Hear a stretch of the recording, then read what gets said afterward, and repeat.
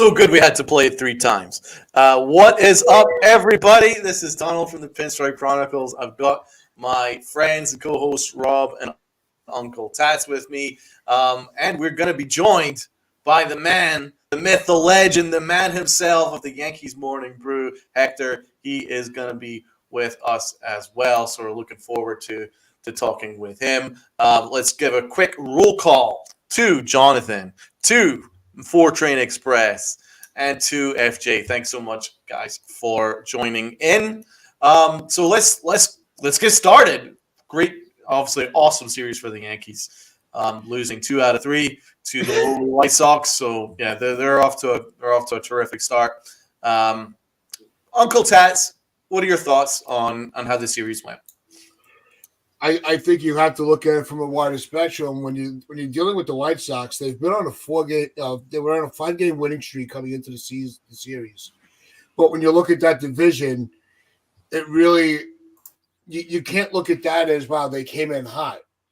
They're playing well. It seems like they're playing better the more the trade rumors about their team start to circulate. So it might have, unfortunately, the Yankees caught a team that kind of had a fire lit up under their ass, where they want to stay where they are, they want to do better, and they're seeming to do so. We couldn't, you can see the effects of Judge not in the lineup. Severino, his velocity is an issue, and we're playing with guys that are off the scrap heap, and it's just they caught us at a bad time. And they're keeping, they were able to handle their business. It sucks for us. Rob, what are you thinking, my guy? It didn't look good, but at the same time, it was a winnable series, and that's what I'm more upset about. The first game we lose 3-2. It was definitely a winnable game. The fact that we couldn't put up 3 runs against them is disappointing. And then the first game yesterday, how do you blow that game? We're up. We got 5 runs from Billy McKinney and Willie Calhoun, essentially, and IKF drove in a run, I think. So you're getting offense from the unlikely sources, and then yesterday you had that chance. I'm more concerned with the fact that the top of the order could not come through. You had 2 on, nobody out. Gleyber Torres pops out, and then Rizzo hits a double play, and that's how you end up losing your chance to win that game. So that's what I'm more upset about, is because the 2 players that you would expect to come through there didn't come through, and they had the worst at-bats that you could possibly have in that scenario. And so I'm a little upset about that. But I'm glad we were able to finally take one and not get swept. Last night, Randy Vasquez definitely deserves a lot of credit. Hell of a game from him once again. 2 starts in, he's looking really good. Yeah. Well, as we were saying here, we got Elliot in the chat, so shout out to Elliot. Thanks so much for joining in. Damien, thanks so much for joining in as well. What do you thought about Luis Severino? Well, let's get Hector in. Let's see if he's ready to go, because I know he's got his open panel show coming up. So we don't want to take up too much of his time, but we're going to Hector, are you ready to talk about yesterday's games? I could go. Good morning, fellas. Thanks for having me on. Sorry about like the setup right now. My internet, my computer's acting, so I'm coming on my phone. So good morning, fellas. You heard the intro a few times. My computer's not helping me out today either. But when you look at the takeaway from the series with the White Sox, what was the thing that most stood out to you as a negative? When he gave his take on it, for me, it was when the offense is giving you whatever they can give you, because we're shorthanded right now without Judge. You got to be able to win those games. So when you have Willie Calhoun, when you have Billy McKinney, when they're providing you offense, you got to take advantage of that, because you don't know when the next time that's going to happen. So my disappointment from this series was, it's a team like the White Sox that may be having some good momentum right now because of what's going on. But at the same time, they're a struggling team. They're a team that's looking to rebuild, tear things down, and look towards the draft. So it's disappointing that we lost a series to that type of team after winning 2 series in a row.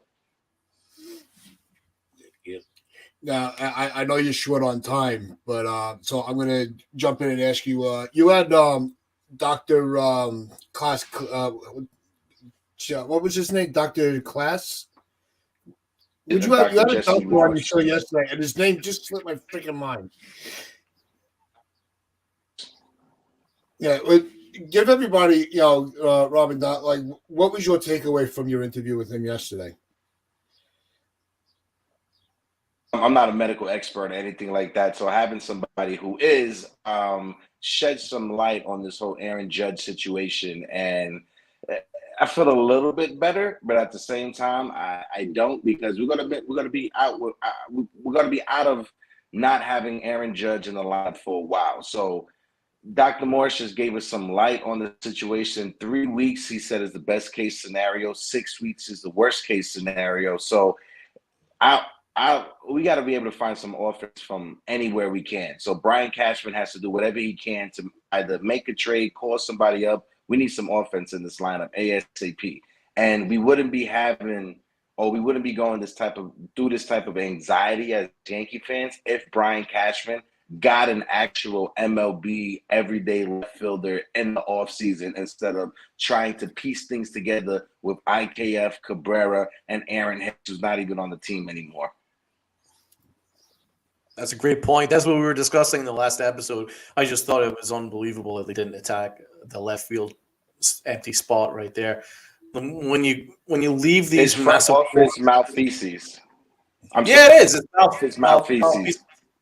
Malfeasance. Absolutely, it's because if you leave a massive hole open, you're unaddressed. Then you're leaving yourself open to all kinds of possibilities, like huge injuries, and you don't have any way of dealing with it. I never understood that. It didn't make sense. It never made sense at the time. Makes even less sense now. And that's why I'm not going to rely on the injury excuse, because even though you'll never replicate Aaron Judge's production, you could have had an actual everyday left fielder, and then we wouldn't be in this situation where we've actually got no outfielders right now. As right now we have 0 outfielders apart from McKinney. That's like kind of crazy to me. Like Bullock Calhoun is a DH. He's at the lowest WAR as any MLB player over the last couple of years. So you can't rely on him, even though he's been fairly good. He can't play defense, so he's just a DH. Stanton's just a DH, and Bowers is more of an infielder, more of a first baseman, and he can't play outfield much. And Ozzy Cabrera, he's an infielder, so is IKF. So we've got a whole bunch of infielders playing outfield. Very weird way of constituting a lineup. It really is. Hector. On the organization. I brought it up in yesterday's show. Since 2018 and 2019, the New York Yankees have had more players on the IL than any other team in baseball. Since 2018, 2019, the New York Yankees players have missed more time on the IL than any other team in Major League Baseball. So either in the water, there's something when it comes to a philosophy point of view, or the Yankees are just going after players that are just constantly injured. Or we're just unlucky. On a crack and broke somebody's mother's back, so we're very unlucky right now. We are unlucky. I mean, obviously, when you bring in Greg Allen and he gets hurt immediately, and it's a sign that there's definitely a little bit of bad luck going on. But you're also the architects of your own luck, and as I say, if you don't address massive holes, then you don't really have cover for situations. So that's still on the front office as far as I'm concerned. Rob, what are your thoughts? Yeah, I mean, we talked about it already. The team's banged up, and it's been the case for a very long time. The fact that we do have the most injuries since 2018 doesn't surprise me at all, because if you look at all the players that we've lost for a significant time, and it's been key guys too. When we lost Judge in 2018 and 2019, we lost Stanton in 2019 for basically the entire season. Even Aaron Hicks was a big loss in 2019 because he was coming off of a great year.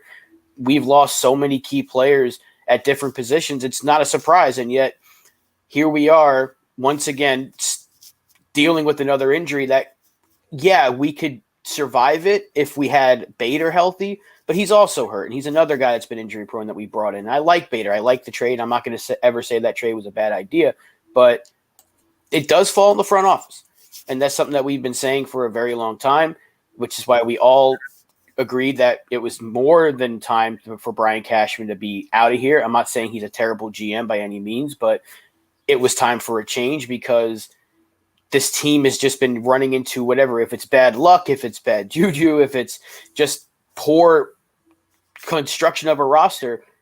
It was time to move on because you can't keep having this great roster put together that I do believe is capable of winning a championship.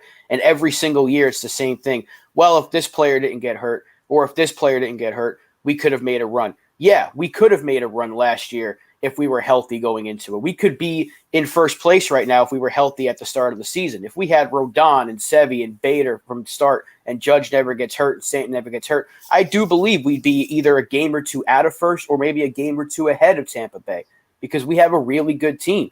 So it's frustrating that every single year we're doing the exact same thing. Right around this time where last year it happened in the second half, and it just happens in droves. Like it's one player goes and it's a domino effect and he just keep getting hurt. And this year we finally got players back and then players got hurt. And it's like we can never really see what this team is fully healthy, which if that's the case till from now to the end of the year and we do get bounced out in the wild card round or something, guess what we're going to hear? Well, we were injured.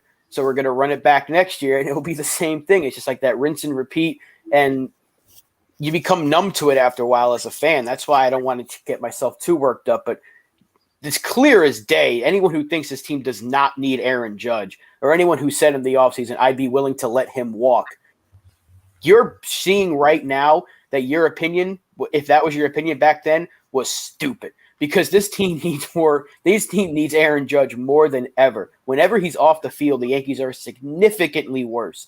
And it's like it's a glaring issue right now. Yeah, Aaron Judge is the Yankees, 100%. Let's focus on certain individual aspects of yesterday. Luis Severino. Hector, what's going on with Severino? I'm noticing his fastball is getting absolutely crushed these days. What's happening with Severino, Hector? It's not good. I don't like to be doom and gloom when it comes to Severino, but if you got to look at it like this, his last few starts, if this was like spring training, this would be the second to last start before we went and he goes into the season. If he was on like a spring training trajectory, so he's working his way back. He hasn't pitched the majority of the season so far because of that injury. So when it comes to Luis Severino, hopefully he could turn things around. But like you pointed out, Donald, that fastball velocity not being there, it's a glaring concern because Luis Severino, he relies heavily on that fastball. I think while watching the game, one of the broadcasters, they pointed out that throughout the entire game, Luis Severino wasn't able to record not even one swing and miss on that fastball. Not even one. That's a problem. That's terrifying. Definitely a problem. That's what are you thinking, man? It's not so much a concern with the velocity. I think it's also it's the commanding, of his pitches. They're sitting flat, and I think that's why he's getting lit up the way he is. You can have. We've seen pitchers that will throw in the low 90s, but you still can't hit it. Because it's got proper movement. And they're working the corners more. Severino, he's still trying to just power pass him down the middle of the zone with the dipping velocity, and there's no oomph on it. I think that's his problem. Rob? Yeah, I think he hit 97 or 98 in the first inning, and then it was down. Yeah. And that stat that he didn't get a single swing and miss, and I think the only one that could count as one was a foul tip. I think Katie Sharp had had that stat out there. It was a foul tip, so they counted it, but they made contact on everything that he threw fastball wise, and he had to throw exclusively off speed in the final couple of innings just to get him through like the fourth or fifth or whatever. It's concerning, but it is only his fourth start since coming back, and I would like to think that he's going to need maybe a little more time because his first start he was pumping 100, and you're like, wow.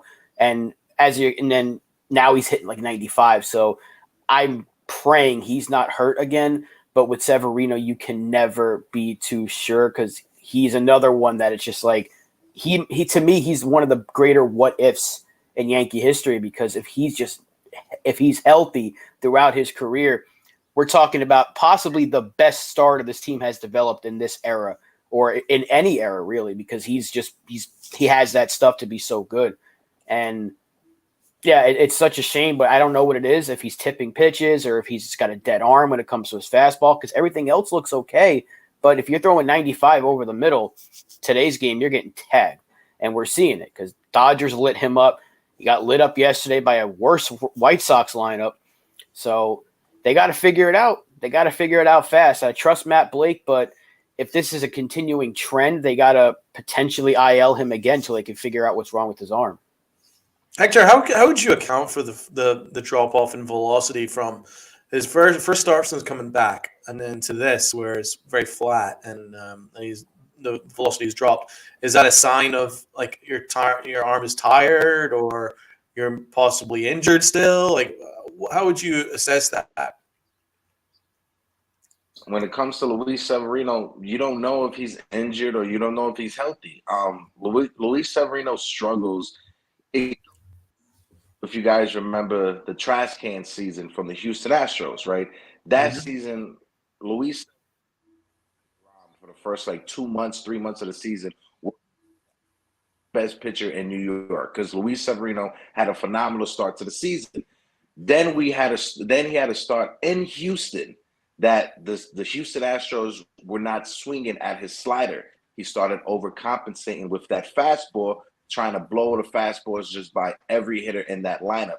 He got lit up, his shoulder got messed up, and that's when everything started going downwards in that season. And ever since then, Luis Severino hasn't been Luis Severino. So I know it's very biased of me to point back to the Houston Astros and the trash can, but when you look at it, the numbers clearly pointed out Luis Severino before that start was pitching to an ERA under 2, and then after that start, that's when every injury started popping up. That's when his ERA got blown up, and that's when he just literally wasn't the same pitcher that he was before. Those knew his slider is coming. They're going to lay off of it. He had a devastating slider that season. He started overthrowing his fastball. He messed up his shoulder, and then everything else started compiling on top of that from there. Yeah, no, there's no shame in blaming the Astros for anything. No, that's interesting though. From that start, I can't help but think that maybe Severino's long-term future is actually as a closer, because you can really just pump out that stuff for 1 or 2 innings. You just like absolutely let loose 100 mile an hour on his fastball and his killer slider. You can just go to town on it, but not have to do it over a stretch of 6-7 innings every 5 days, because his injury history is telling us something that maybe he's just not cut out for it. He's a great pitcher when healthy, but I get the feeling that maybe he would be better suited as a closer, and that's maybe something to explore. What do you guys think about that? And us Yankee fans, when we see him coming out of the bullpen or when we look at his stuff, we could clearly he'll probably be better coming out of the bullpen. But I think Luis Severino doesn't want to hear anything of that. I think he wants to be a starter. I think he wants to be considered as the top starter. And he's very if he's not 30 right now, he's going to be turning 30 soon. So he has to figure it out whether he's going to be coming out of the bullpen or whether he can be a starting pitcher, because Father Time is not going to be on his side anymore pretty soon. Yeah, I mean, I wouldn't worry too much about moving into the closer role. Is I at this stage, I don't see the Yankees re-signing him in the offseason. I think they're just going to let him go into free agency and let the chips fall where they may. And so I wouldn't mess around with that too much. You know, like Hector and TC on one of their shows, just don't trade him. Just let him throw his arm out. Let him just leave it all in the Bronx. just let him just go, and then just let him go. Fortune, I He agree. would have a Maybe the good. Yankees try him out there. Yeah.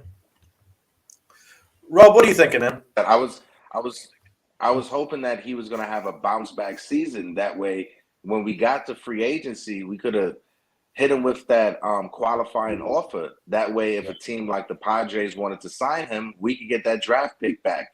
But with the way that things are going, if he doesn't pick it up, I don't even think the Yankees would want to offer him that 1 year, $18 million qualifying offer, just because that may be just too much money for his value. It is. Yeah. I agree with that. It's just a shame, like how this has turned out, because you don't want to let someone as talented as him just walk away for another organization to get the benefit of it. But Rob, what do you think, man? I think we have to wait. Obviously, it's June. He can certainly turn around. If he finishes the season strong, first of all, he has to finish the season.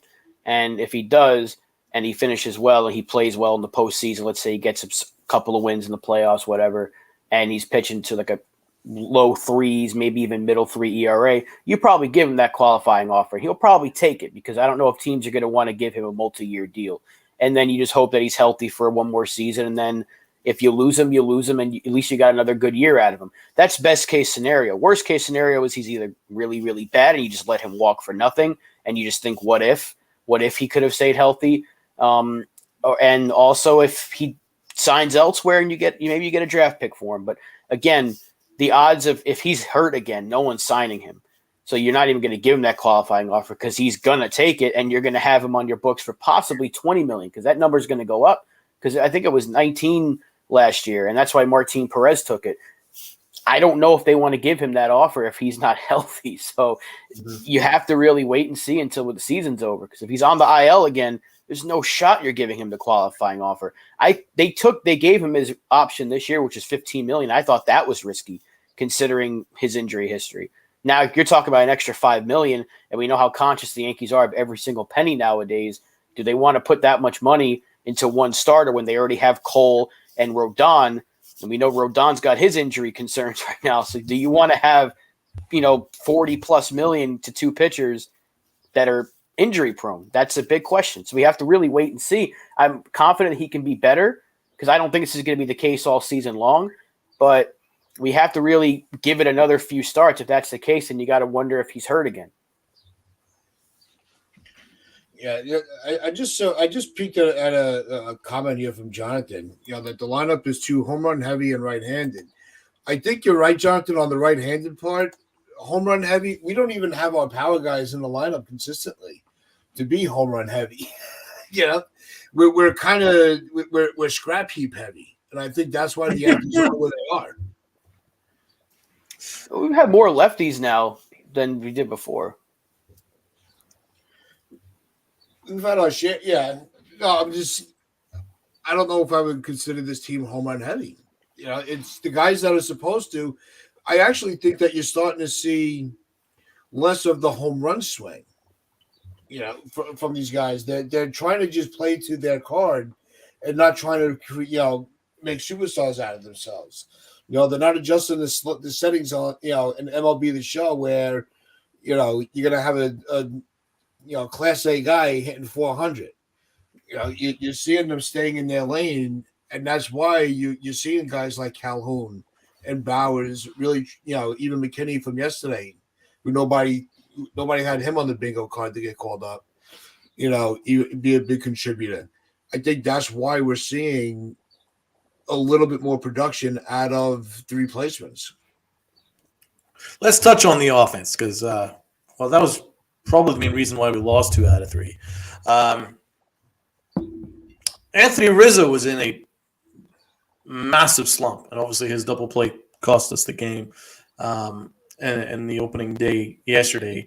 But the bigger issue, because I'm not worried about him necessarily, because he started off so well, he's bound to have a quiet period. But obviously, it's just at the worst possible time because we badly need him. But it's probably more of an issue with DJ LeMahieu. So yesterday, we got an offer from our main guys. all of our main guys put up an over. And that's why we lost 2 out of 3. But what's going on with DJ LeMahieu? He's got like 3 extra base hits in the last like 3 weeks or something like that. He is not hitting the ball with any authority. What is going on with DJ, Hector? One of those cases that Father Time has caught up with him. DJ LeMahieu, he has had hip surgery over the past couple of years. He had the toe situation last year. And like I said, he is on the opposite side of 30. When it comes to DJ LeMahieu, over his last 7 at-bats, he had struck out. I think over was the first time that he ever, or the last 2 games, that he ever struck out in 6 straight at-bats in his career. DJ LeMahieu, he is on pace for more strikeouts this year than last year. Last year was a career high in strikeouts for DJ, and he's just not the same hitter anymore. Once your hips go, that's it. You know, in baseball, that's a clear sign that it's a downtrend for your career, and his hips went on him when he was when he was on the opposite side of 30. So when it comes to DJ LeMahieu, he's just dead weight right now. If he can't give you a high batting average, he's very useless to us in the lineup. Rob, agreed. I mean, go back to May. He was red hot, start of the month. Red hot. He had like a 6-7 game hit streak. Since May 17th, he has like 9 hits and a whole lot of strikeouts. I think he's had multiple strikeout games since May 17th. I think it's 5-6 games where he struck out multiple times. That's not DJ LeMahieu. So yeah, it could be the age. It could be that toe isn't fully healed. He said he's 100%, but there were doubts that he would start the season healthy. So I don't know what that case is, but you think about the toe, and then you mentioned his hips, and when you plot opposite side of 30, we all know you wake up and you feel bad. Like that's just that's how a normal person is. Like once you turn 30, it's like everything just starts to go on you. And I hate it because even last year before the injury, he wasn't hitting for a 300 average, but he was DJ again. Like he was starting to get those line drives. He was going opposite field. He was coming up clutch. And you're like, all right, get me 270, 280. I don't care. He doesn't need to be a 330 hitter. He's not going to be Luis Arias who hits 400. He's not going to do that anymore. But if you're just hitting for a good enough average, 270 or more, the on base is up, the slugging is there, the OPS is above 800. That's DJ LeMahieu. Right now, everything is down. No power, no opposite field ability, no line drives, nothing. It's been rough. It's been really, really rough. And yet, right now, he's an automatic out. And I never thought I'd say that about DJ LeMahieu. No, there's even, on MLB, on the franchise mode, I don't know if it's on the others, but when they talk, there's an audio clip in the game where they're saying, if you have a perfect game or a no-hitter going, LeMahieu's the last one you want to see at the plate. And that's not the case anymore. Where a couple of years ago, that was as true a statement as you can make in baseball. LeMahieu was the last guy you wanted to see when you needed to get it out because he was just going to be that pain in the ass and he was going to get on base. And it makes you wonder, what was there a mistake, bringing him back? I don't think it was, because I still think that there's a window to turn it around for him, but I just don't see when that's going to happen. It's crazy to kind of slump that a bunch of our guys are in. Like DJ LeMahieu's just been non-existent. It's such a huge loss because when his hips were healthy, he's like, for me, my favorite hitter in baseball. I just loved his pure style of hitting. He was just able to hit to all fields, hit for high average. He was clutch. He'd bat closer to 400 than he did bat closer to 300. He was that good for a long period of time. It's shocking how quickly this has happened, and I'm speechless. I'm completely speechless. I partly blame myself because I bought a DJ LeMahieu jersey, and ever since then he's been a complete disaster. I apologize, DJ. I'm very very apologetic, and maybe I should sell it. Maybe I should maybe if I sell it, maybe his numbers will improve. Sell it to So if LI. anyone wants to detail it, maybe New Jersey, PM me in the chat. Yeah, you can sell it to LI. But heck, I saw you. I know you got to dip out, but we appreciate you coming to hang out with us for a little bit. Just let everybody know that has been living under a rock and might not know where to find you. Where can people go and enjoy a cup of Yankees morning brew?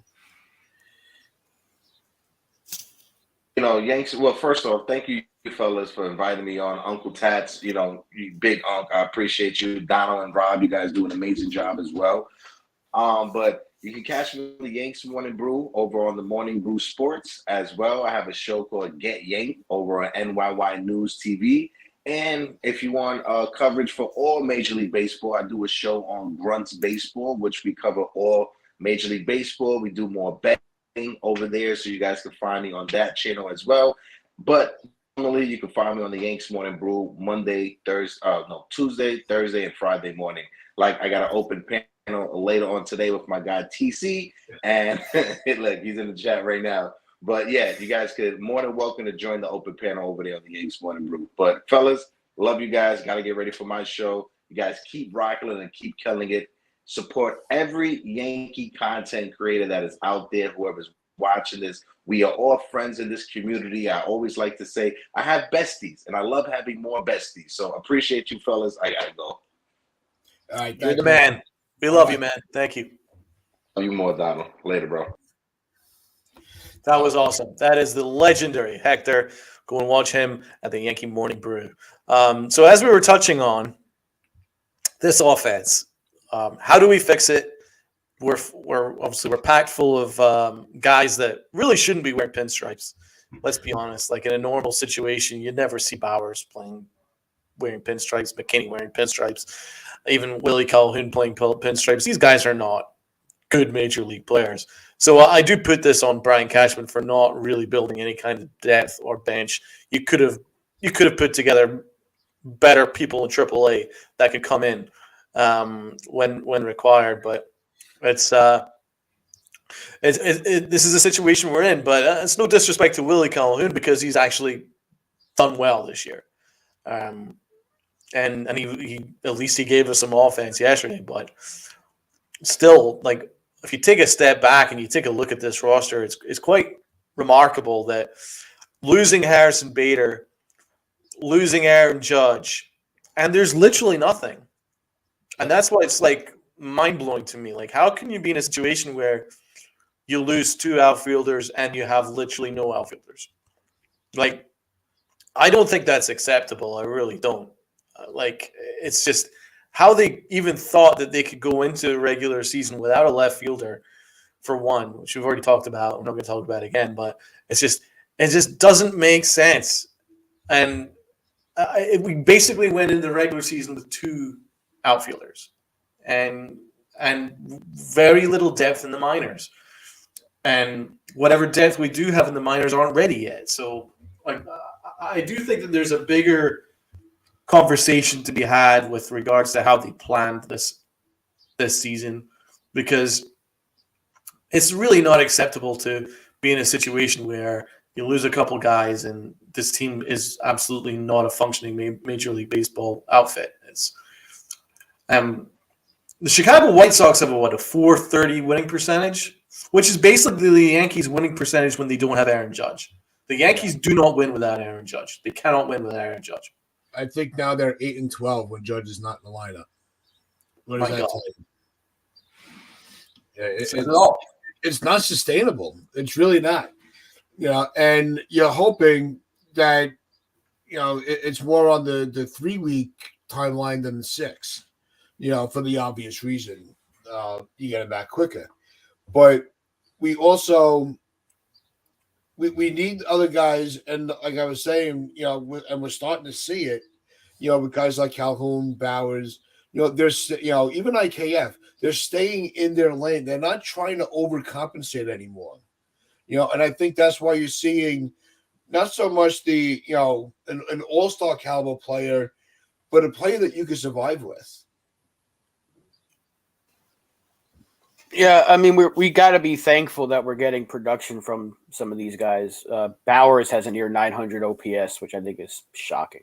Um, McKinney's it's been 2 games, but he's been better than I thought.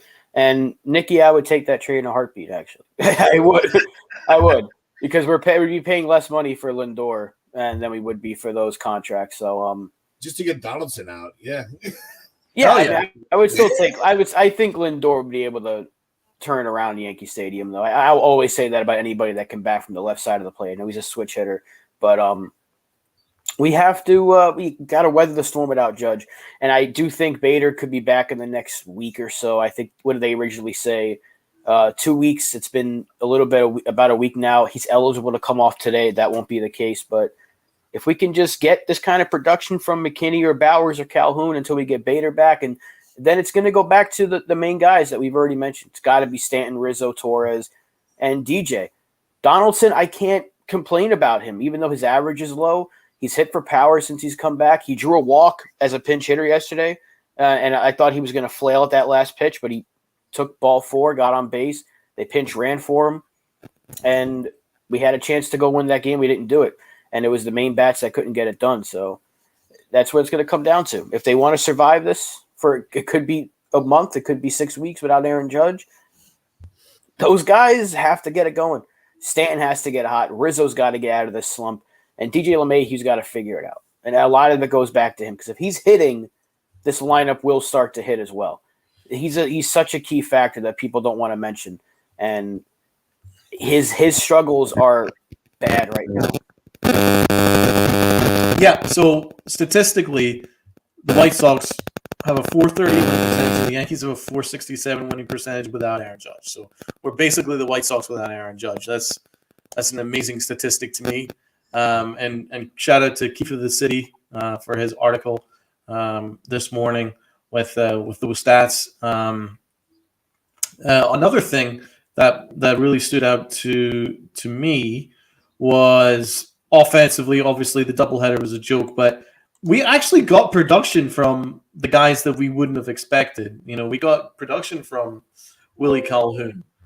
We got production from Jake Bowers and Kyle Higashioka. They combined for 10 for 23 with 4 doubles, 2 homers, 5 RBIs, and a walk, right? But Anthony Rizzo, Giancarlo Stanton, DJ LeMahieu, Josh Donaldson combined to go 0 for 20 with 3 walks.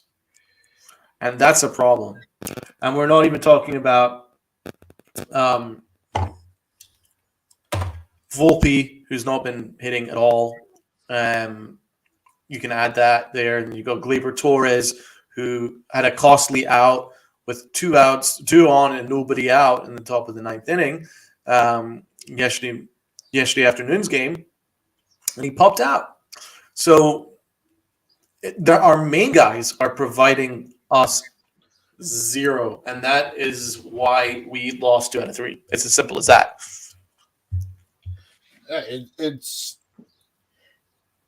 when you're looking at everything, going forward, like we said on Wednesday, if there was ever a time to be without Judges, this stretch of the schedule. But with how we played these 3 games, how true is that statement? It may have been a little presumptuous to assume that just because it's the White Sox, the Red Sox, and then we have the Mets, it's, are we really going to be able to weather the storm the way that we expected? I think there's just so many holes, and it's going to come down to our everyday players to just, unless they're all going to snap out of it at once. I think the 2 that we really need to snap out of it is LeMahieu and Rizzo. Those are the 2 key guys to really spark this offense. Yeah, that's what it'll come down to. It's got to be we still have good hitters, and if they're not hitting, then we're not going to score. It's as simple as that. You can only get so much production from Kyle Higashioka and Bowers and Calhoun and McKinney. You can't rely on it. You have to rely on your big bats. It's such a simple statement, but it's true. You have to rely on them, and we have to get Harrison Bader back. I feel a lot more confident if Bader's out there and you can put McKinney in left. I think his defense is a lot better than Calhoun and why am I forgetting his name? Bowers. So at least you'll have a somewhat serviceable defense. I still think they should find a way to get Peraza up here. I'd be fine sending Cabrera back down. I know he had a hit yesterday, a big hit, but I still would rather Peraza's bat in there right now, especially with DJ struggling so much. I want that contact and speed. Right now, we're not getting that from Cabrera. They can do that. There is a way to do that. They have to. How we said it the other day. How do you manufacture runs without big power? Move the bases. Why did we not double steal? We had our two fastest guys on base in the ninth inning, and we're not double stealing there. Like, we went for the hit and run. We got lucky that the second baseman bobbled the ball and IKF's it, or whatever that was, error. And you had Torres up. Send both runners. He could have dropped the bunt. You maybe had the bases loaded for Rizzo. Guess what? They're going to play for and that at bat changes differently if the bases are loaded and nobody out. You could have changed. You have to try different things. It happened in 2019. You have to do the same thing now. You have to change your philosophy because you just lost your best bat. Not only your best power bat, but your best bat overall. You have to find a way to manufacture runs. And we did put up 5. And we're not even talking about the fact that Michael King gave up a home run that gave away the lead. But he's been so good that you kind of excuse one bad game. But we scored 5 runs without Aaron Judge against, I think, was it Lance Lynn we went against? So I didn't expect that. And we should have been able to win that game. So that's what I'm more – and then you see the bullpen of ball people, Michael King gives it up. You're like, okay, they got to find a way to come back. The first 2 get on, you have a gift, and the top of your order's up, and you can't even move the runners. Like, to me, that's bad management. It's a bad way of going about it. And then even yesterday, they pinch hit McKinney and he hit a home run. They did it again, and they put in LeMahieu. What did LeMahieu do? Nothing. So, like, why are we taking guys out? Calhoun after he hit a home run too. Yep. They've done it to Cordero earlier in the season. They did it to Calhoun. They did it to McKinney last night. It's like they don't want the lefties facing lefties at all, no matter what. You can hit 3 home runs in a game against a righty, but if you face a lefty, you're out. So I don't know. I know we won last night, but that first game, you can't lose that. No, listening to it on the radio.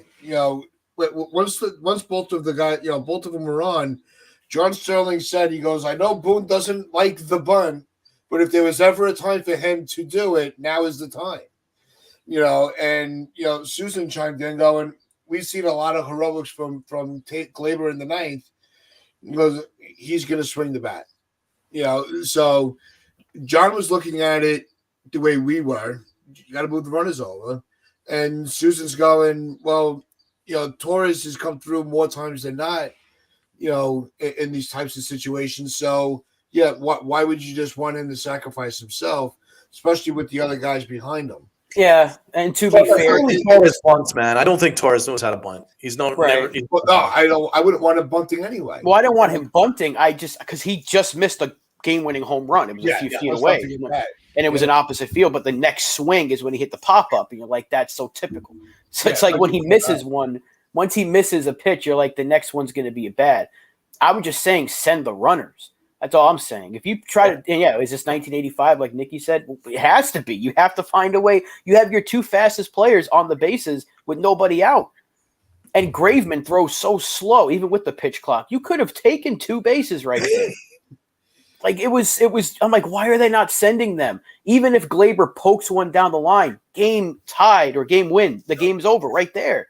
And then you have Rizzo, even if you don't score 2, you got Rizzo in a better spot. All he has to do is put one in the air now, and the game is over. And, like, I know these are things that are lost now in today's game, but, and yeah, it's a top of your order. Glaber's been really good in these spots, but do it because they're not expecting it. I guarantee you Chicago was not expecting that because Graveman did not even look at first when he was pitching. He wasn't expecting it. Once Volpe went, like, I don't have to worry anymore. They weren't expecting a double steal. You could have had them fooled completely. Yep. So Anthony Volpe, hitless against the White Sox this series. 4 for his last 30. He's got a 188 batting average. At what point do we start getting a little bit concerned about Anthony Volpe? I think when his defense completely takes a shit. I think that's when you make that move. We know how stubborn this team is when they lock onto a guy. We've seen it countless times. I think they locked in on Volpe in the spring, and he's getting the Cashman treatment, where it doesn't matter what he does, he's going to continue to get his shot. He should get his shot. Yeah, I'm a little concerned about it, but I also don't want him sitting. I don't want him getting sent down. I don't want to hear any of that. We asked for it. We have to wait it out. Now, if he goes the entire season and he just flat out stinks, you're going to have to worry. But we still have a whole month until the All-Star. You give him 100 games. Yeah. I mean, we've seen a lot of young players come up, and Adley Rutschman struggled. I know he got it going sooner than Volpe has. Julio Rodriguez struggled. He hasn't necessarily been Julio this year, and he got a mega contract. We've seen young guys struggle. This is not anything new. And we knew the pressure on him, especially getting the start on opening day. We knew the pressure was going to be there. You'd like to see the pressure come off. I still think his biggest issue is he cannot hit a breaking ball to save his life. He needs to figure that out because he is over swinging at everything down and away. Slider, change up down. He can't hit it. And that's where he's running into trouble because we're seeing him. He's showing pop. He's showing the contact ability. He can show that he's hitting to all field. He's got the base running. He can steal bases and not get caught, especially with these new bases. We knew these things. And his defense has been fine. I still think the better move would have been to move him to second, but whatever. He's a shortstop. He's not killing us over there. But you still have to show patience. We're in June, early in June, in his first season. The kid is 21 years old.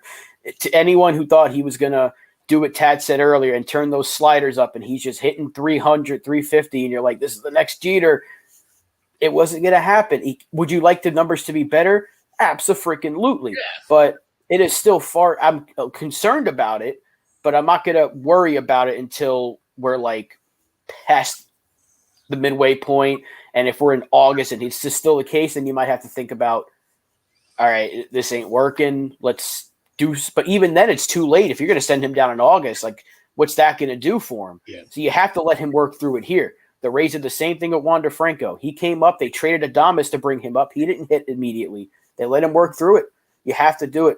It's tough because we need the offense, and seeing him be basically an automatic out is difficult when we have a lot of automatic outs right now, but you have to be patient.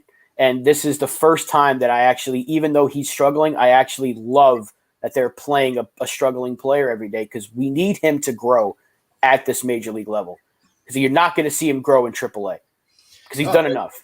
I agree.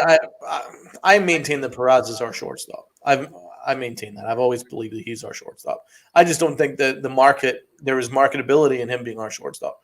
The marketability was that you got a Yankee fan, a guy that met Derek Jeter as a kid, who dreams of being a Yankee shortstop, homegrown kid, Italian guy. It was perfect. It was really perfect.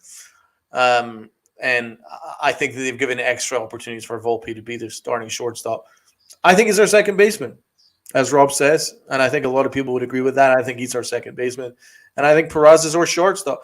We never gave Peraza any opportunity, and that's what I'm saying. I think the reason why I'm bringing up Volpe is a little bit interesting that Peraza has been given a tenth of the opportunities that Volpe's had, right? And last year he batted over 300. And had a very good playoffs, And then AAA, he's batting like 320, and he's hitting home runs everywhere. So what I'm saying is that fair on Peraza that they've completely abandoned him and completely ignored him, and they haven't given him the fair opportunity? I thought it was a meritocracy. I think Peraza should have been given an opportunity to be playing every day at the major league level. Because if we're going to see this situation where we're playing a bunch of retreads, a bunch of guys, a bunch of journeymen, playing a bunch of journeymen like Calhoun and Bowers and McKinney and all these guys, right, that have no future with this team, have no role, really, have no role in the future. That's what I'm meaning. Why not give it to someone who's your second top prospect? Give those at-bats to someone who's your second top prospect. I know it's not the easiest way to do it because he's an infielder. But you can find a way and give him those at bats. Because I would much rather, if I'm going to lose, I want to lose, but at least know that I'm taking a step forward for the long term, right? What's the point in watching us lose to the White Sox when the guys that are leading you to these defeats are a bunch of journeymen who've had like 6 teams in the last 4 years? There's a reason why they've had this many teams. They're just not that good. So why not give it to one of your top prospects and then to try and develop with them? At least that's what we're doing with Volpe. He's struggling immensely, but at least that's what they're doing with Volpe. I wanted to see them do that with Peraza. I want to. If we're going to lose, I might as well lose, but at least gain something in the long-term future. There's no point losing just for the sake of losing, just because we've lost Aaron Judge. We're like, that's it, give up. Willie Calhoun, Bauer, just go whatever you want to do, just go and play. Let's maybe pick somebody up from the DFA, and just have him play for a while. He's the other journeyman. That's what I'm saying. It just doesn't make sense to me. I'd be playing Peraza. Yeah, they should have been playing him a long time ago. Like, they had every reason to. Even after his injury, we said this the other day, Donaldson was still hurt. He should have been playing. And he still should be on this roster. And I don't know why they're not doing it. They did it. They called him up last year, didn't use him until the last week. He hit. Didn't make the team out of the spring. Okay, Donaldson gets hurt. They call him up. They didn't play him. They did play him. They didn't play him. He got hurt. Gets sent back to AAA. What are you doing? This is not Andres Chaparro, who's not even the top prospect, but he's a good AAA hitter. You do that with a guy like Chaparro, who's like more towards the middle of your prospect list. He's like, okay, you can send him up and down. This is a top prospect that you have said we're not trading. We are not giving him away for anybody unless you blow us away for this prospect. And yet he's ready. He's proving to you he's ready. You're not using him. This is something that we've been talking about for 4 freaking years on this show. How do you mismanage prospects this poorly? They finally got it right with Volpe, and they're letting him work through everything at the major league level, and they're not sitting him every day. They're not giving him 2-3 days off and playing him. They're playing him every single day. I'd like for them to stick him in that 7th spot and stop moving him around, but they are playing him every day. And yet you have Peraza, who is your second best hitting prospect after Volpe, who is major league ready, and he's sitting in AAA. It's bad front office management, and I thought Sabian would fix that. However, we still see that everyone answers to Brian Cashman. It's an interesting point from FJ. I think Peraza is our third baseman. He's been playing third base in minors. Well, I'm glad that I assume Sabian is actually having him play in a role which is actually going to lead him to a major league opportunity for the Yankees. That's a good thing. Only problem is we've actually got 2 elite defensive third basemen ahead of him right now, and Josh Donaldson and DJ LeMahieu. So again, it's going to be dependent on one if not both of these guys leaving at some point over the next 12 months in order for Peraza to get that opportunity. And I think Peraza should be given that opportunity now. Why wait? The guy's far too good for AAA. It's quite clear. We had said that if they would have had the alignment while Donaldson was down, I think we had a whole show about what to do defensively, and we all determined that the best option they can go was Peraza at third, Volpe at short, Torres at second, with Rizzo at first. There would be no problem with that, and you still have LeMahieu off the bench to give guys a chance to catch their breath. You want to give Volpe a day off, you can slide Peraza over to short for a game or two, and you have LeMahieu for third base. Everything was right there for the taking for them to really get Peraza, infused into this team, and they just refused to utilize their youth. Where we were actually saying that the way that they've had their faith, even though they sent Cabrera down, they called him right back up because of Bader. But we saw that they had a long leash with Cabrera before sending him down. They've had a very long leash with Volpe. I don't think that could just be ignored, but you can't ignore the lack of production either at the same time. So it's we know, you have to figure out, you have to manufacture runs because you don't have your power bats. One of them's not here. Stanton's trying to get his swing timing back. Donaldson, he's actually looked very good since he's come back. Let's not forget that. As much as we bash him, there's nothing to complain about him now, in this series. So it's going to come down to guys just snapping out of their slumps. And it's got to start with one. It's got to start with a veteran. So these kids know that, okay, it's just, and they already should know. This is, slumps are part of the game. It's going to happen. It's how you handle yourself to get out of it that can define you as a player and increase your value. Yeah. All facts, man. All facts. Let's look at this comment here. Let's pass this to the panel. On Peraza, I put it like this: I trust you're seeing something that I don't see. He hasn't come close to making a serious impression on me, but that's just me. Clearly, I'm missing something. Well, why don't we pass it to the panel and we'll discuss that. Rob? I really, really liked what I saw last year when they gave him everyday playing time. It was the last week, but he hit. He did nothing but hit. And this year, he didn't really hit well. And him and Volpe were struggling at the same time, and it was rough to watch at times. But I see a guy that has the ability to put the ball in play. He's got a good swing, level swing that can go to all sides of the field. And right now, you can use that. Because if you add his speed into the lineup, along with Volpe and a returning Harrison Bader, all of a sudden we have a very different dynamic in this lineup that can really change a game. And then you can sprinkle in IKF from time to time if he plays. There's a lot of speed there, and that's how you can manufacture runs. And I think he's proving in AAA that he can hit. But is he a quadruple A player? It's too soon to say.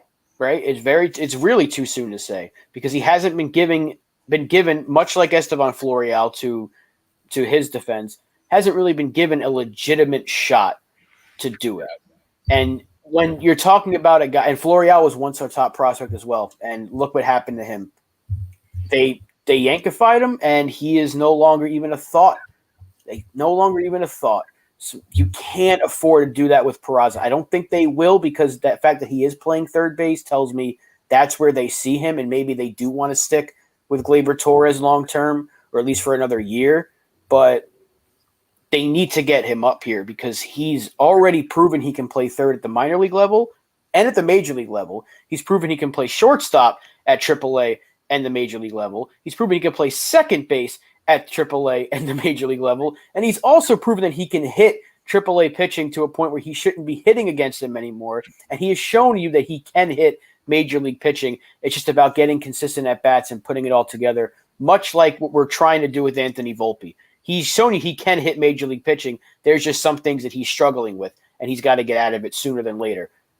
I would rather see a struggling Peraza in the lineup every day, knowing that we're going to let this kid grow, than see us trying to put IKF out there, who we know what he is.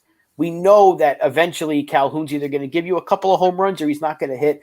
We don't know how long this Bauers streak is going to last for. We don't know if McKinney is going to hit like this the entire way through. It might just be the adrenaline pumping through him that he's like, I'm going to get some hits. We don't know.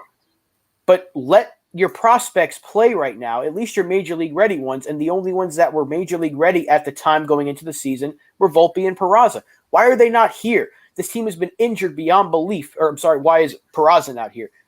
With all the injuries, play him. Give him a shot.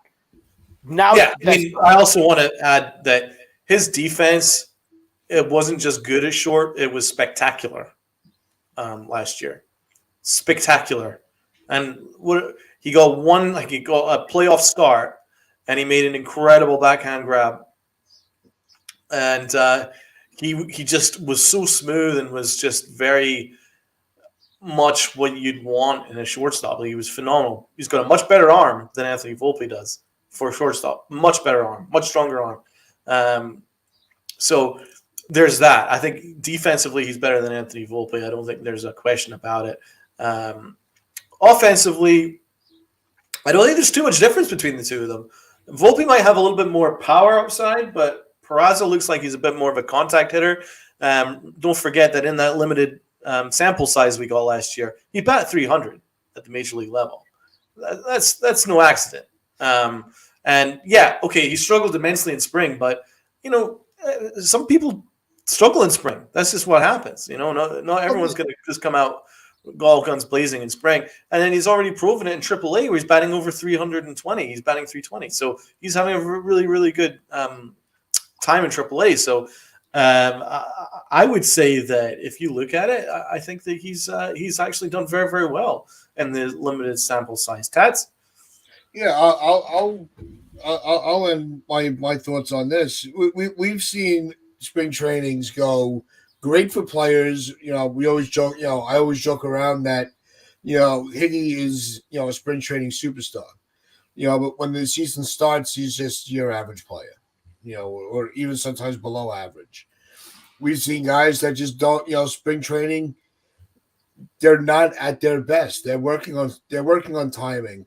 If it's not a certain pitch, they're not going to throw it. We've seen those types of situations. So I think that we put too much emphasis on the production from spring training.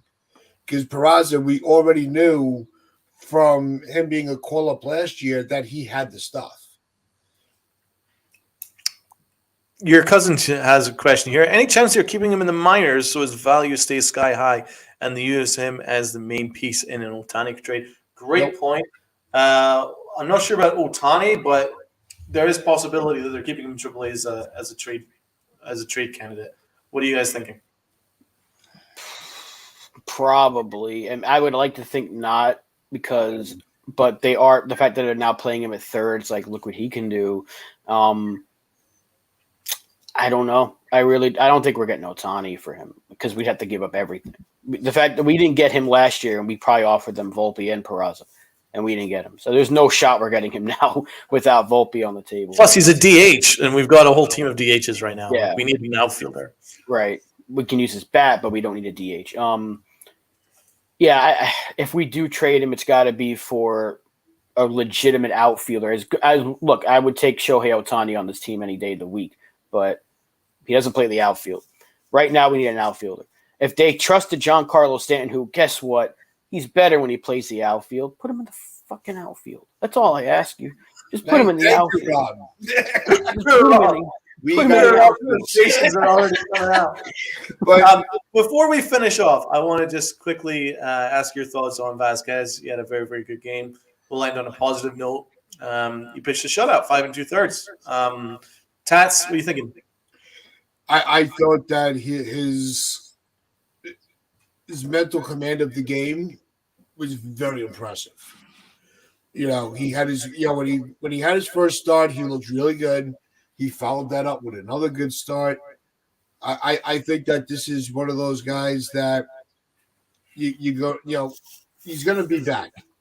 I don't think we've seen the last of him. I was really impressed by the way he control, his poise on the mound. He looked so major league ready. He looked experienced. He didn't look like he didn't look like a rookie. And Rob. Yeah, I think he needs to get another start. I know they sent him down as being the 27th man, but I do think that next turn through the rotation, I don't know if the 27th man rule has that have to wait 10 days thing because he was an extra person for the doubleheader. It's 5 for 27. Okay, so that lines up kind of perfectly. They can go 4 days, next 4 games, and then maybe a bullpen day it for one, and then you call him up and he gets Cortez's rotation spot the rest of the way through. I think he's earned it. They could call up somebody for that 5th day, but yeah, he's 2 starts. He's looked really, really good. He looked better than Cortez has looked all season. He looked better than Sevy has the last few starts. He's looked better than Garrett Cole did in all of May. Let's be honest. So I know it's just 2 games, but hey, so far the kid who I didn't think he was ready yet. So far he's been fantastic. I give him credit. I think like Brito, he's been a very pleasant surprise. All right. Well, I think we shall sign off with that. Big shout out to everyone in the chat. Thank you so much to everyone. Shout out to everyone who's commented and supported us. every day. Like, you guys are the goats. And I've also got two goats here beside me, Rob and Uncle Tats. So thanks so much for watching. Have a great weekend, guys. Enjoy your weekend with your families and everything like that, and watch your Yankees. I hope everyone's staying safe out there with the air quality, which is obviously very, very concerning. I hope that starts to clear up. But I just wanted to say a big thank you to everyone who watches us. And Uncle Tats finishes off, my guy. And as always, wear your pinstripes with pride and play hard.